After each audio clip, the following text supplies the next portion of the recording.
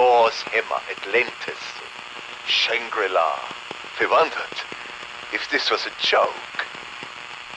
He was dead serious.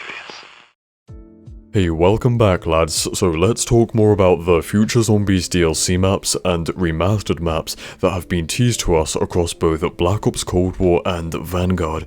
You know, when it comes to Vanguard DLC, we still don't really know what to expect when it comes to the maps and stuff. It's kind of a mystery, however, we are piecing together some of the teasers, hints and leaks, which makes me think that there is a chance we could see at least 2 older Zombies maps coming back as remasters or remade maps to Vanguard, because Cold War is done, it's finished, right? And these maps might not be maps that people expect to see either.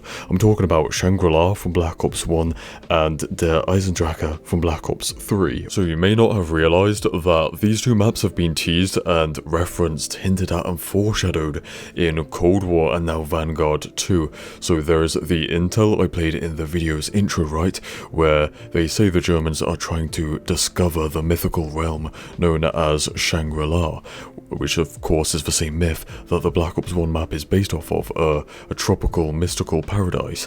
Oh, and what really solidified it for me and convinced me is just the other week I went back to play Cold War, the final map Forsaken, and it's only now I realised that the Easter egg song from Shangri-La is playing in that map. It plays in a bar, and that is the one and only song it plays.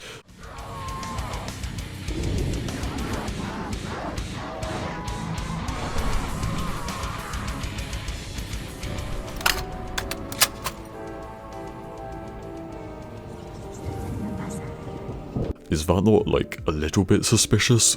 Come on, that cannot be just a coincidence, right? Like, the developers at Treyarch made both Cold War and Vanguard Zombies, and Forsaken is the last map in Cold War before they launched Vanguard. And then they, you know, also reference the map by name. I mean, come on, I think they're hinting at something here. Alright, so I'm adding this part of the video a couple of days after initially recording it.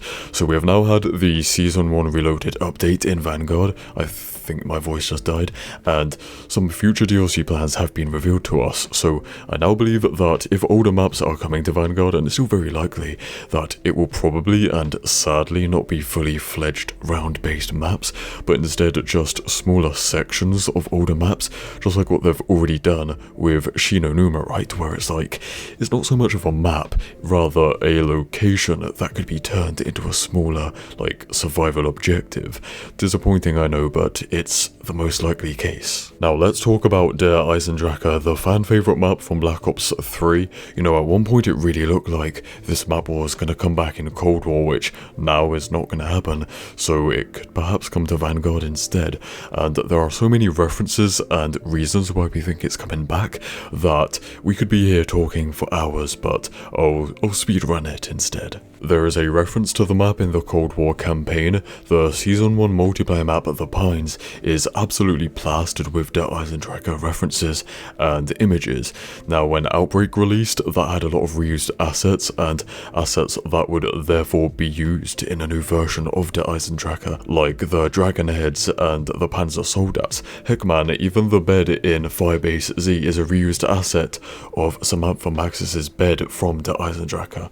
So yeah, it's just like they took parts of the map and had them already implemented into Cold War.